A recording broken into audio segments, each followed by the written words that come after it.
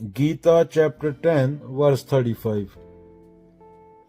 छंदों में मैं गायत्री हूँ, ऋतुओं में बसंत हूँ, गीतों में मैं गान हूँ।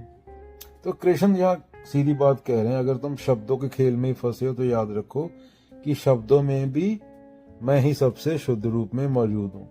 पर ध्यान रहे, गायत्री मंत्र जपने से कुछ नहीं होगा अगर जीवन झूठा है। लाख बार जप लो और घर जाकर भी किसी का शोषण करो तो मंत्र बेकार है। बगल में छुरी मुंह में राम राम। गायत्री मंत्र इसलिए दिव्य क्योंकि वह तुम्हें भीतर की रोशनी की ओर मोड़ता है, लेकिन अगर तुम रोशनी को देख के आंखें बंद कर लो तो गायत्री बस तोते का राम राम रटना रह जाएगा। तोता बंदा नहीं बनता राम राम बोलने से 1000 बार भी। बोल रहे ऋतुओं में बसंत हूँ। बसंत का मतलब ताजगी, खिलना, नया जीवन, नव जीवन। अब सोचो तुम्हारा जीवन बसंत जैसा है, शमशान जैसा। अगर तुम दिनचर्या वही पुरानी थकान, शिकायत, मोह, डर से भरी है तो बसंत कहाँ है?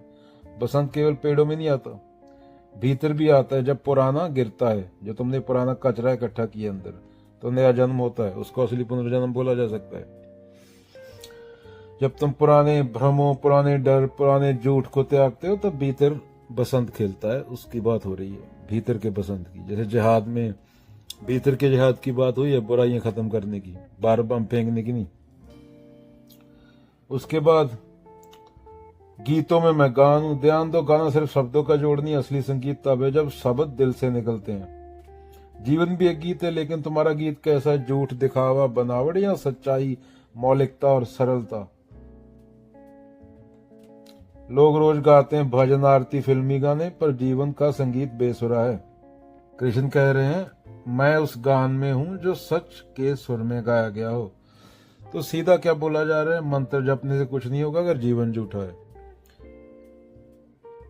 बसंत बाहर नहीं, भीतर है। जब पुरानी गंदगी छोड़ो तो भीतर ही बसंत होता है।